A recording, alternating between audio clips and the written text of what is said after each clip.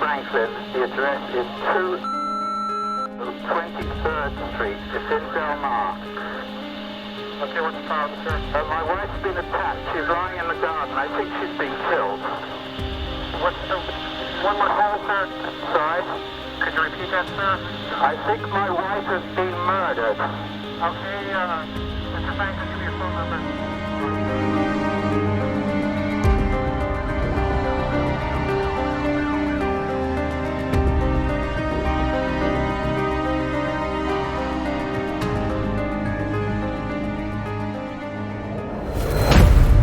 It was the late 80s when I first entered the world of law enforcement, first as a jail and patrol deputy, then later as a homicide detective. Violent crime was on the rise, street gangs were out of control, and our jail system was overcrowded. The tension in the air was so thick, you could almost cut it with a knife. Over the last 30 years, I've been able to witness some incredibly great police work. Sometimes it was up close and personal. Journey to Justice is a true crime show dedicated to those stories of detectives who were finally able to find justice for their victims. I'm Pete Carrillo, and this is Journey to Justice.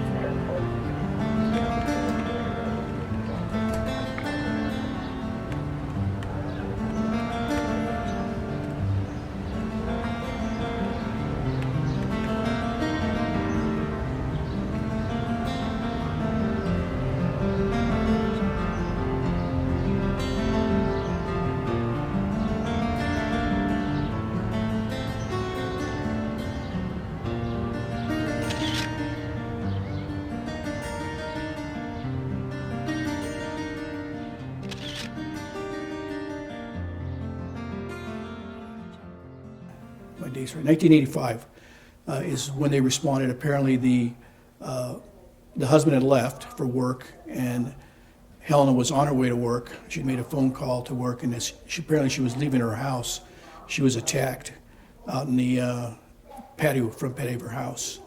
And my understanding is, in reading the reports and having talked with some of the detectives back then, that when they got there, apparently her body was laying against the gate. And I remember the detectives told me they had to go through, make a hole in the fence so they could get through without disturbing her too much.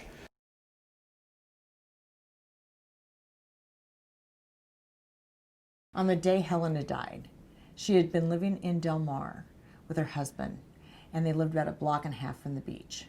She drove a little MG, which sometimes had some mechanical problems. Her husband went to work. He worked up in San Clemente, and she worked down at a place called GenProbe. When she didn't show up for work, they thought, oh, it's her trouble with her car again. So her husband was called, and he couldn't get a hold of her, so he traveled back and went to their house. Their house was right next to the railroad track and was surrounded by a wooden fence. He couldn't get in the fence, and unfortunately that was because her body was right up against the fence. He hopped over the fence and found her lying in the garden. She was deceased. There was ants on her. The 911 tape was chilling. He was telling the 911 operator that she wasn't moving, that she was in the garden, that there was ants on her. He was brushing the ants from her face. He couldn't revive her. She was gone. on that day, someone in the executive side came around and told us, little group by little group, that Helena had been murdered, and that GenProbe would be closing, and would we please leave?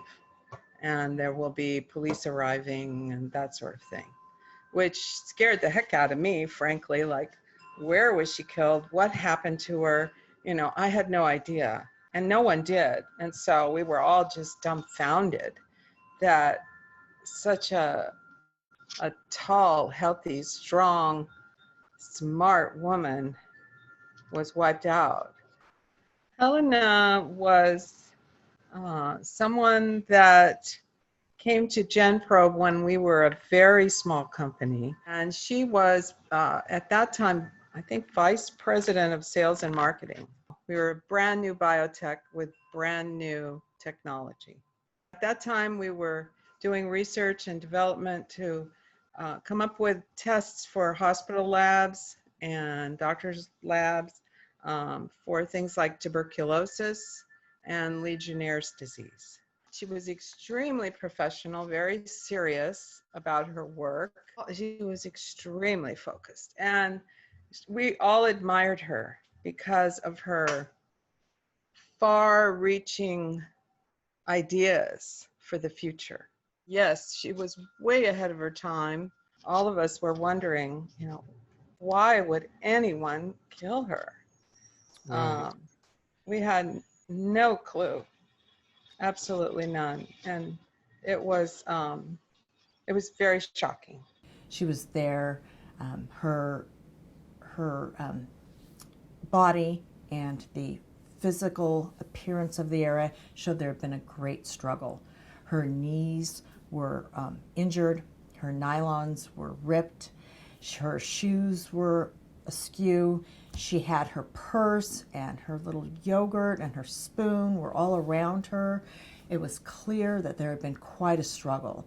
Her fingernails, a couple of them had actually been broken off, and it looked like she had fought for her life.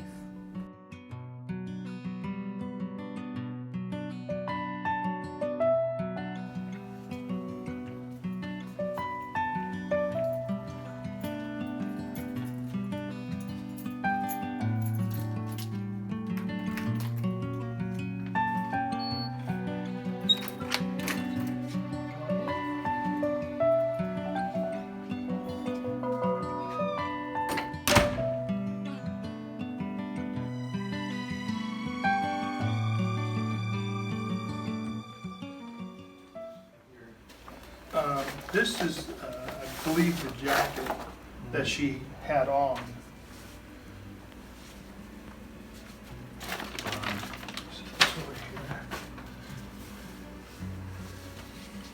Wow. She was incredibly tiny, petite woman, huh? Yes. She wasn't very big. I don't know how she defended herself. But Wow. So sad.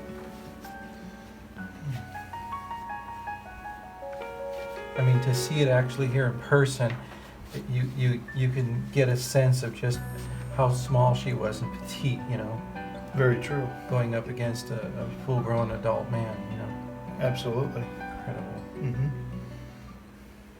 Thank you for showing me this. Oh, you're welcome.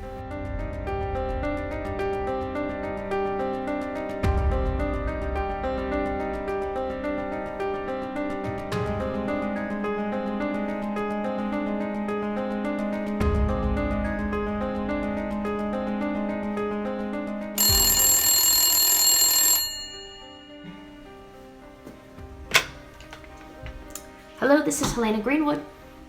Oh, hello, how have you been? It's good to hear from you. How are the children? Oh, good. We're great, actually. Well, I'm actually going out of town in September to Denver, yes, for a conference. Yes, the hubby's coming with me. We'll be gone just for a few days, but we'll be back in town soon, and would love to get together for dinner. Yes, that'd be great. All right, wonderful. Well, let's chat soon. All right, have a wonderful day. Bye-bye.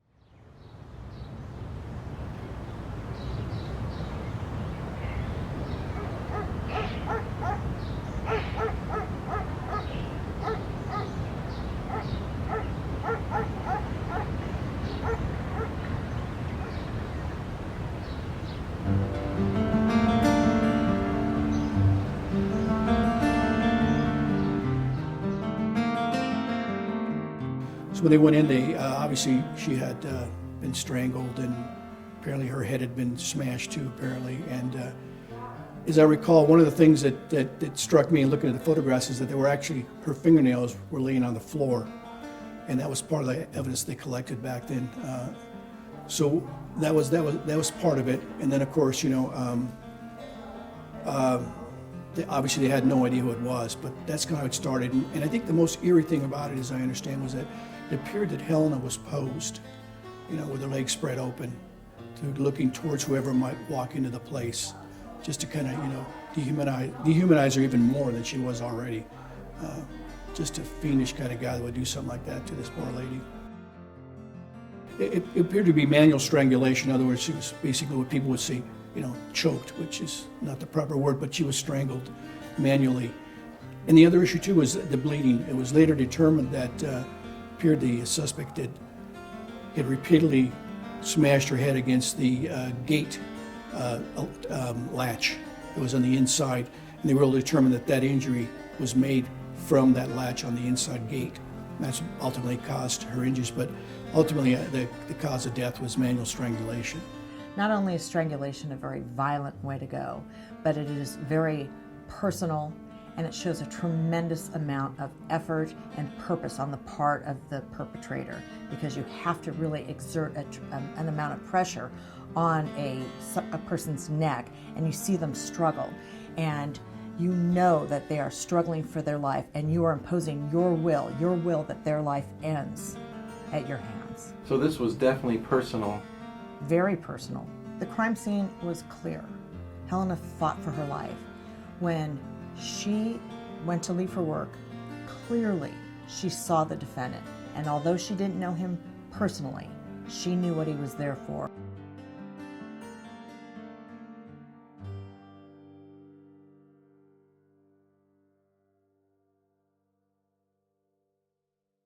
When someone is strangling you and you have the power of your arms, you struggle to stop them. Oftentimes the victim will grasp at their own neck, and we'll see injuries to the victim's neck from their trying to remove the perpetrator's hands, or reaching up towards the perpetrator and getting the DNA of the perpetrator under their fingernails by scratching at them. And that's in fact what happened here. Back then, one of the first things they looked at, of course, back in that time when the murder happened, was the husband. You know, usually you work from the inside out. The closest would have been the husband.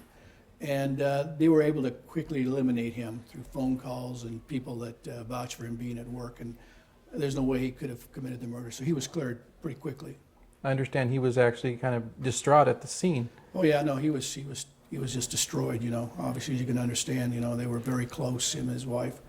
You know, and yeah, it devastated him.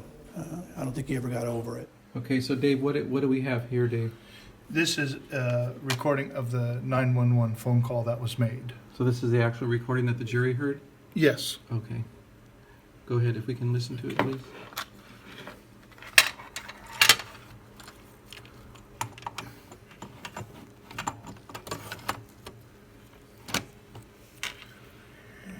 Where am I at?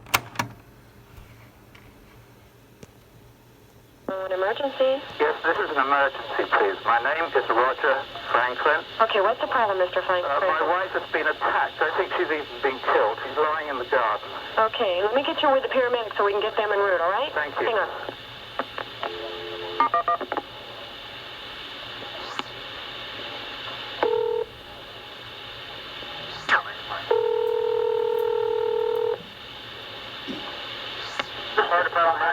Yes, this is an emergency. My name is Roger Franklin. The address is 23rd Street. It's in Del Mar.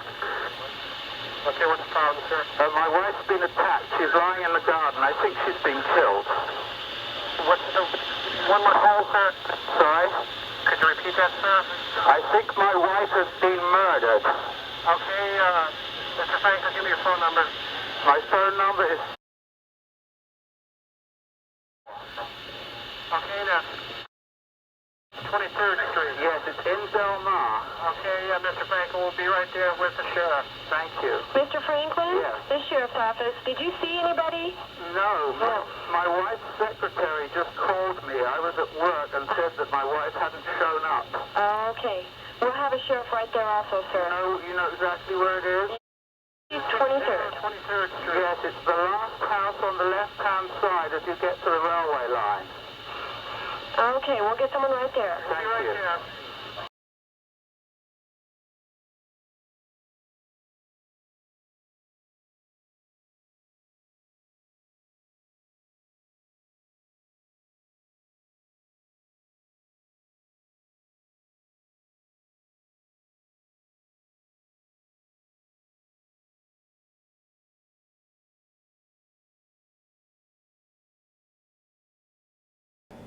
In 1984, Miss Greenwood, Helena, was living in a home up in Atherton, in California.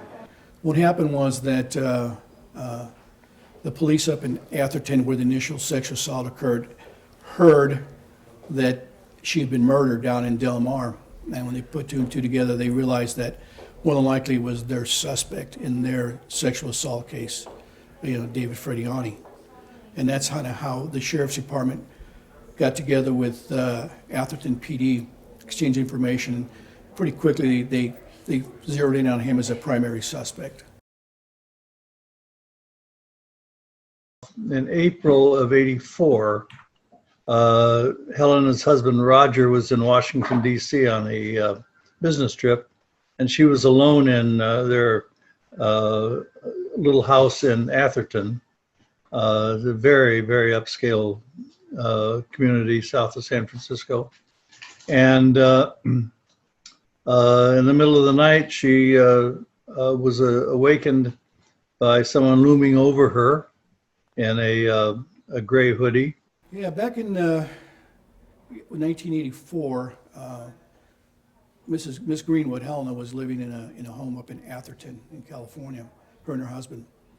And apparently that day and morning, her husband left for work. And what's kind of really interesting about this thing is that it appears that the suspect, later determined to be Freddiani, went in through a window in the kitchen. And on top of that window, since she was English, her and her husband always had tea, she'd rinse it out and sit it up on the windowsill.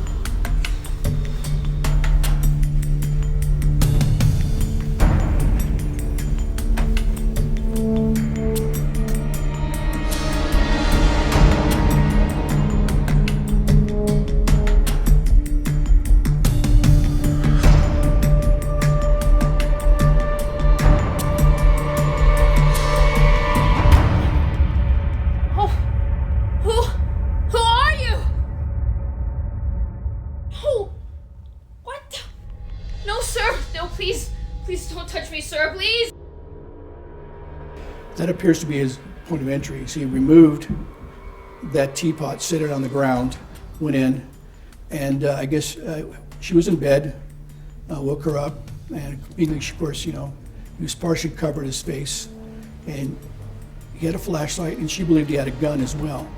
And then he demanded sex from her, and she said, no, he wanted to rape her. He said no. So ultimately, he forced her to orally copulate him.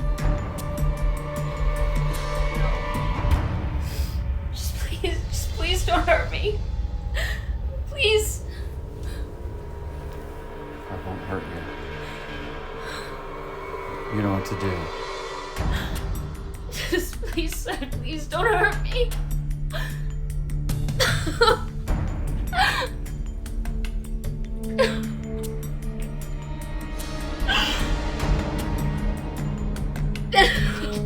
Don't hurt me, please. And of course, there was DNA evidence left behind from that at that time. So ultimately, they had no suspect at that point. So it was a whodunit until about a week or so later.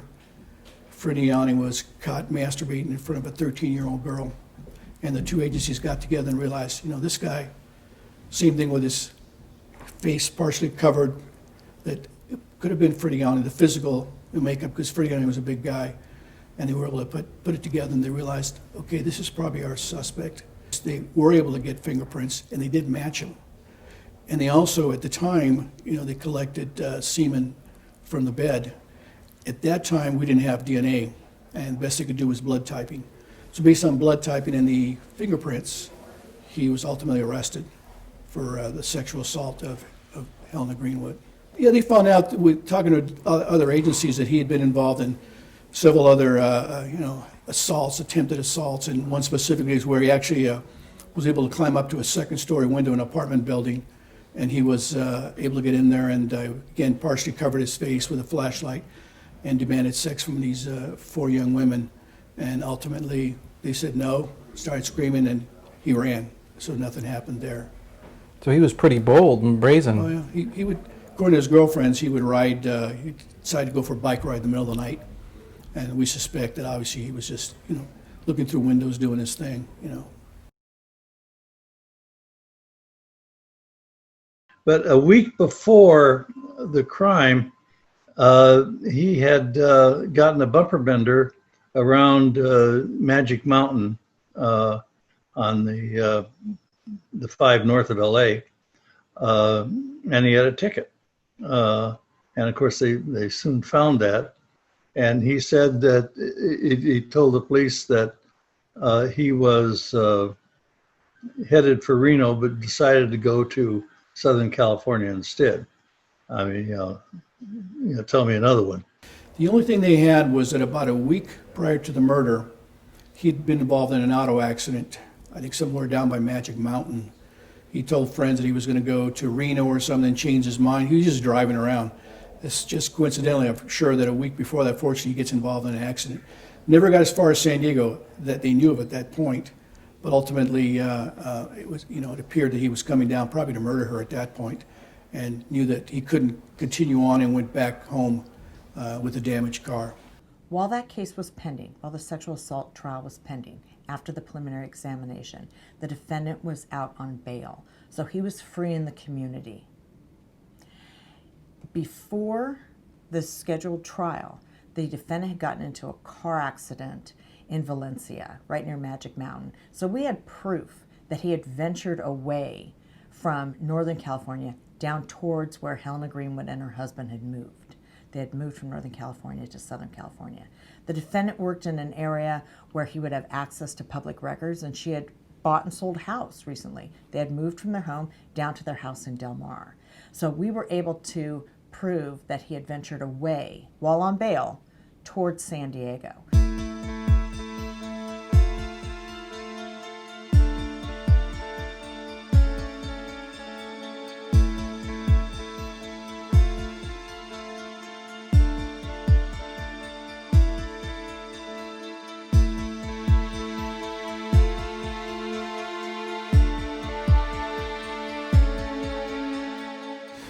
this is one of the necklace, or a necklace, I believe she wore. Oh, wow. So this was actually on her? I believe so.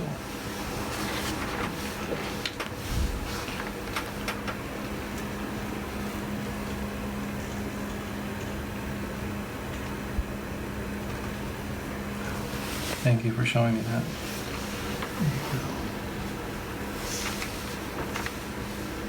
We knew, Laura knew, that we had these fingernail clippings that had not been examined yet.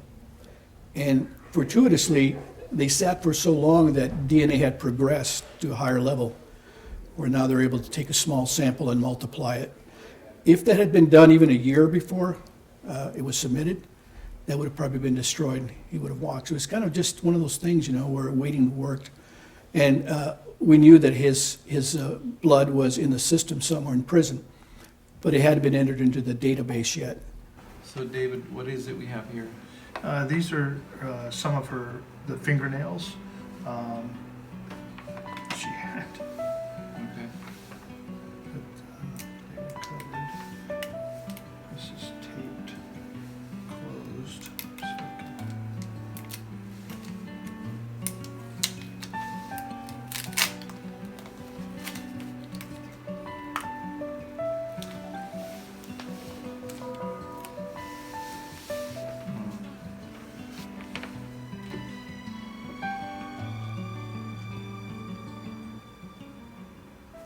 Thank you for that.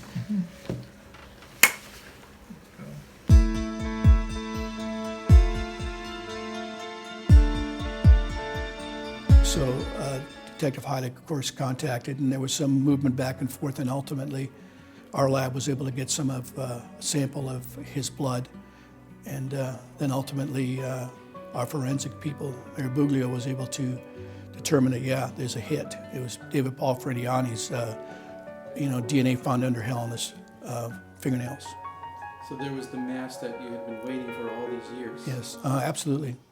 So do you remember what it was like to get that news? Did they come in and tell you and Laura? Yeah. What was it like? Of course, everybody's really excited, because, Laura was jumping up and down. We were all high-fiving her. It's a happy thing, It's happy, but it's sad because, you got your suspect, but that doesn't bring Helena back. But it's just kind of one of those rushes of adrenaline you get, and you're all excited because you know you got your suspect now, and it's just a matter of time before he faces justice.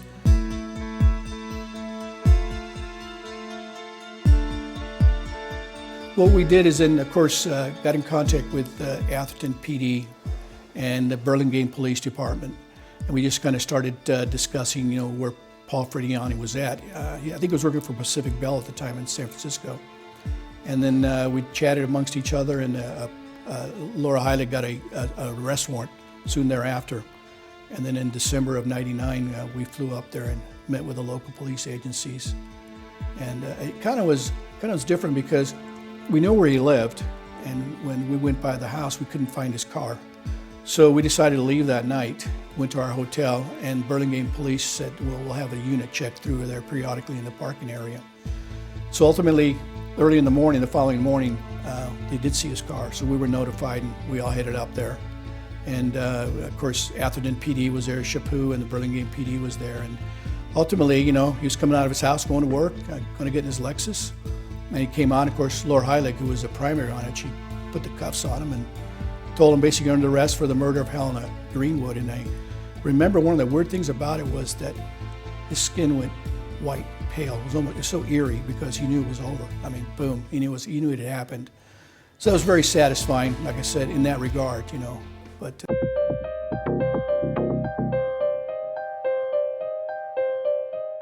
What was his attitude? Did he say anything initially upon arrest? And what about the interrogation? well, he basically, said, hey, I don't know what this is about. But just his demeanor, very arrogant, just always would, have his head up, would never put his head down, always looked at you like he was superior to you. You could tell that. And, that sometimes works to our benefit because when they think they're the smartest guy in the room, they don't stop talking. So ultimately, we took him back to station, interviewed him, myself and Laura Heilig, for hours, and he never admitted to anything, of course.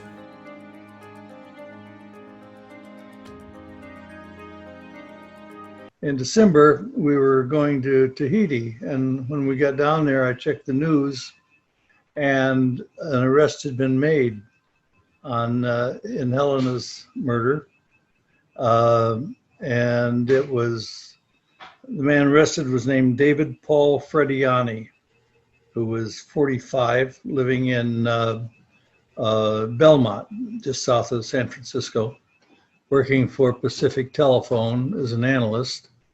So then I was doing feature work for the Los Angeles Times Magazine.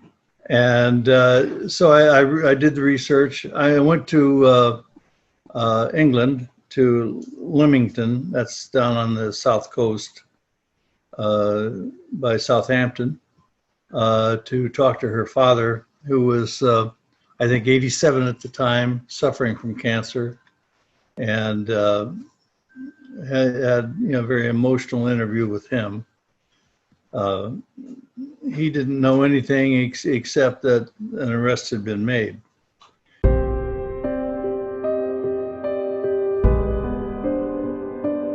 Of course, the defense then argued that there was no evidence he was in San Diego. There was evidence that he was in the area of Magic Mountain in Valencia, but none that he was in San Diego. But that just wasn't true, because the evidence that he was in San Diego was on her body, under her fingernails, at the time of her murder. So it not only put him in San Diego, it put him in San Diego, in Del Mar, in her yard, under her fingernails when she's killed. Ultimately, it ended up being not a death penalty case for the district attorney. So we sought just life without possibility of parole.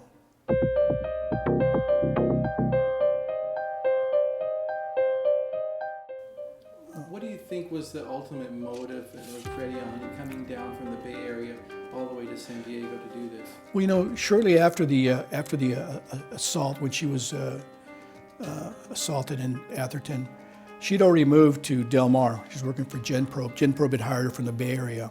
GenProbe was just getting started back then, and they really wanted her because she was really sharp. That was her field, expertise, DNA. She was in the forefront of it. And anyways, she ended up testifying against him in the preliminary hearing. And ultimately, the judge found him over for trial, but then released him on low bail, so he was out on the streets. I think what he thought was that if he would get rid of the witness against him, the victim, that he'd walk. But he didn't understand completely that this is not exactly how it works in a preliminary hearing. Obviously, you can use the testimony of the victim when she's not available in certain situations like this one. And but I just think it was just, part of it was, I think he just wanted to get rid of her as a witness against him.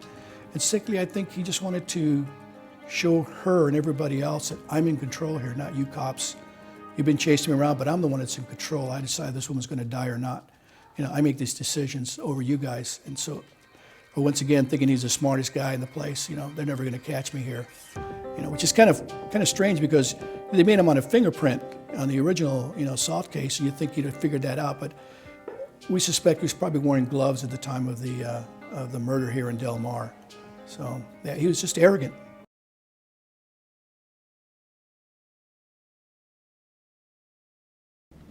It's rare in a murder case that a defendant takes a stand in their own defense, but he did in this case.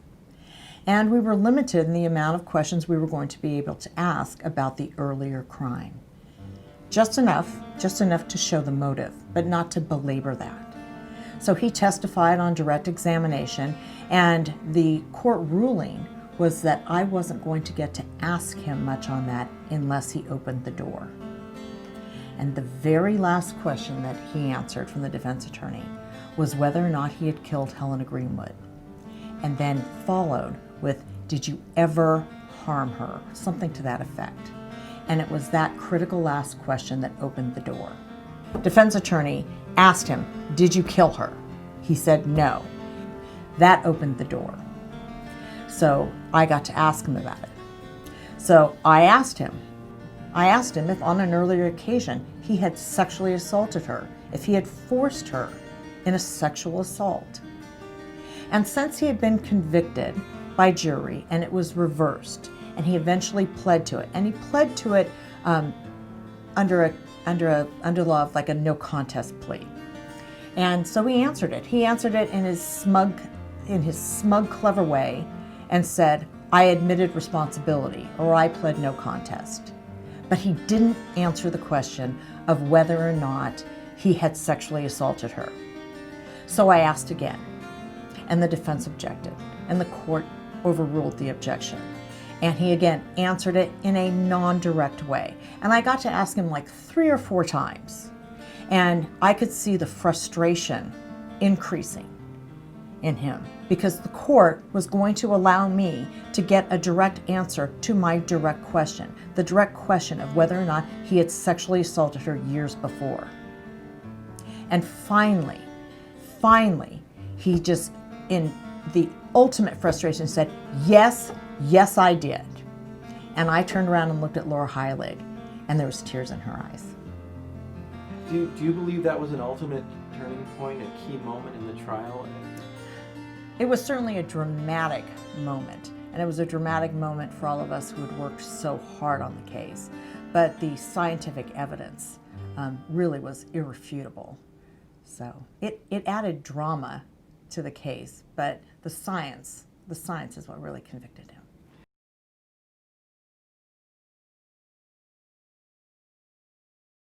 Right. Well, we were talking, and I looked over, and he had always been told that she was not molested. Nothing would be served by that. But someone from GenProbe had sent him a stack of clippings from local newspapers about the crime and the arrest. And on the top, I saw one that said that she had been sexually molested, which obviously he had seen. And he said, I don't understand why anyone would do that. And then I remember he said, oh, my beautiful daughter. And then he dozed off, and I just sat there quietly and waited for him to wake up. And then he obviously was, I think this just devastated him, right? The news? Yeah. Yes, because he had not been told that. I should say he'd been spared that. Yes. When I was in Leamington to visit her father, that's down by Southampton, very elderly, very slow of thought, but cogent. He took me out to the cemetery where she and her mother were buried, and he pointed out that that's where he would soon be. So at the end of the trial in 2000, he was arrested mid-December 1999, and the trial was 2001. I wrote a story for the LA Times on it, and at the end of the trial where he was convicted, I mean, the jury didn't waste any time convicting him. It makes no sense. Right. And for that, he will spend the rest of his days in Corcoran prison. Where he belongs, right?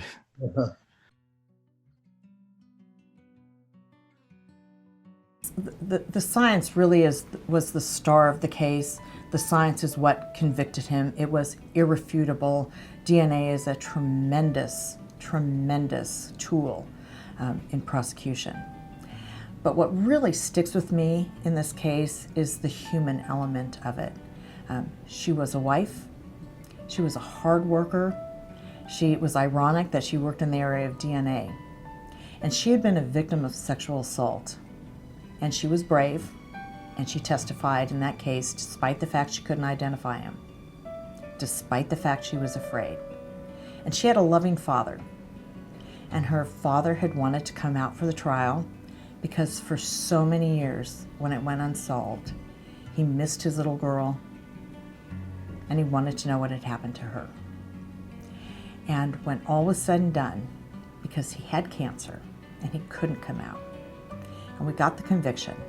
And Laura Heilig called him the night of the conviction, and he could barely listen. But the nurse handed him, and it was clear that he understood. And he didn't live a single other day. So hopefully he had peace. The detectives in this case did an outstanding job. Sometimes it's not as sexy or as exciting as going out to a hot crime scene and talking to witnesses where there's a lot of emotion. I know for Laura, it was probably her best case, and she deserves a lot of credit. She worked really hard on that case, and she's amazing. She put it together. Nobody else could have probably but her. Yeah, that was kind of really was the interesting part, you know, that here she is in the forefront of DNA, and several of her coworkers said she was an amazing scientist, and that had she still survived, she probably would have been running some big corporation, and for them, she would have been a multimillionaire by now. So she was very, very good. It's kind of interesting how, you know, what solved this case is what she was involved in its infancy, and so I mean it's just amazing to me how that works, you know. And so I think it was just, my friend Laura said, Heilig said, you know, it was God that put this all together. So anyways, I believe that's how it was. It is an incredible journey to justice, and it just all fell in line.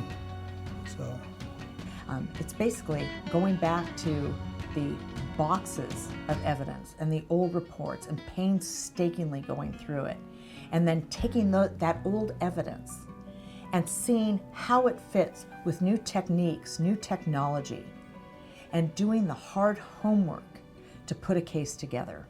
They did a great job.